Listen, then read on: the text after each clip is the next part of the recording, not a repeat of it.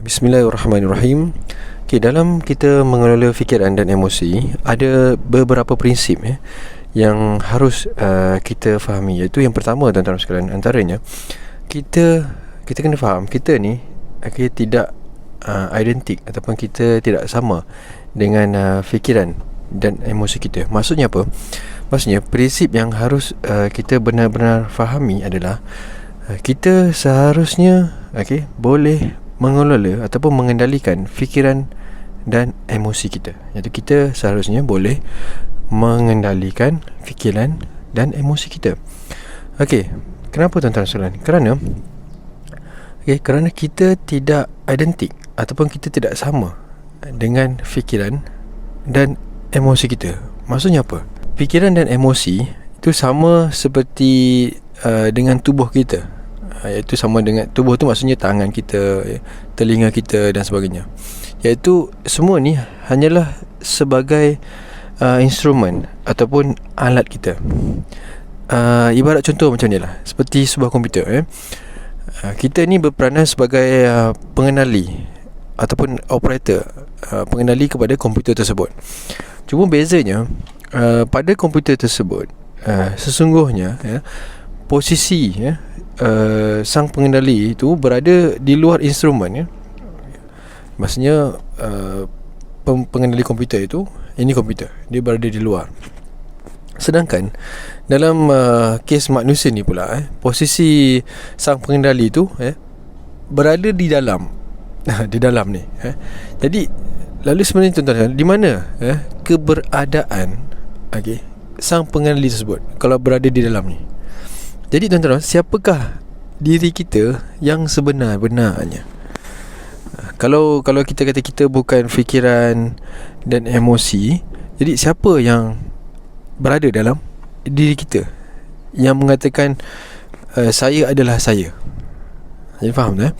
Jadi kalau kita cuba amati dalam diri kita terdapat sosok yang sangat-sangat misteri. Jadi sosok ni dia seperti seolah-olah tahu apa pun yang, ataupun dia sedar apa pun yang kita lakukan, sama ada secara fizikal ataupun secara mental. Jadi sosok ni tahu bahawa kita sedang sedih ataupun kita sedang marah. Bahkan, tuan-tuan sekalian, dia sedar ataupun dia tahu bahawa yang kita ni tahu.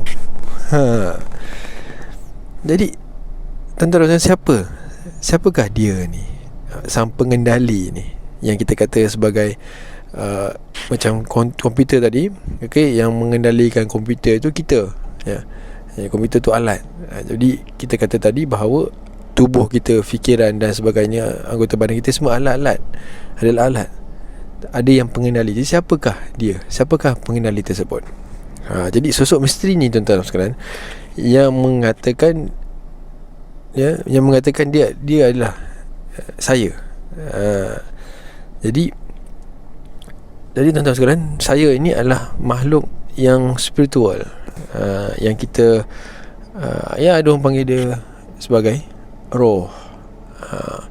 Pulang pada tuan-tuan sekalian, nak kata maksud dia apa cuma salah satu pandangannya kita kata roh, ada yang kata kesedaran dan sebagainya. Jadi kita boleh berbeza. Jadi itulah jati diri kita yang sebenarnya, sang pengendali kepada fikiran, emosi dan tubuh kita.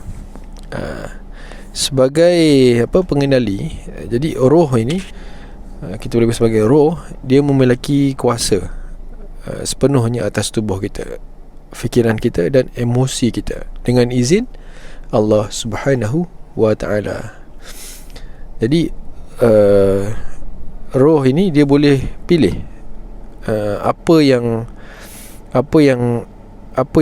dia ingin kita fikirkan.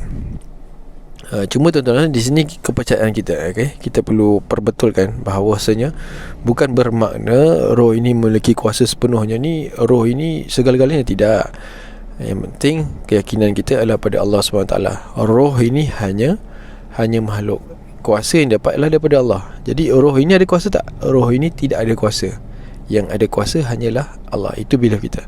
Jadi roh ini dia boleh memilih untuk berfikir apa, dia boleh memilih untuk merasakan apa, dan dia juga boleh boleh memilih untuk tidak memilih. Jadi tuan-tuan, sekali lagi kita cuba tegaskan bahawasanya kita seharusnya boleh mengendalikan fikiran dan emosi kita. Kita boleh jadi sebagai orang kata pengamat yang mengamati fikiran dan emosi kita, mengamat. Jadi dengan kefahaman sedemikian, pada saat mungkin kita kadang-kadang kita berada pada keadaan yang mana kita kehilangan kontrol atas fikiran dan emosi kita, jadi segerakan kita katakan pada diri sendiri, Allah Subhanahu Wa Taala telah menganugerahkan saya fikiran dan emosi. Jadi Allah Subhanahu Wa Taala bagi peluang untuk jadi tuan kepada fikiran dan emosi saya. Sekali lagi, Allah SWT telah beri peluang untuk jadi tuan kepada fikiran dan emosi saya.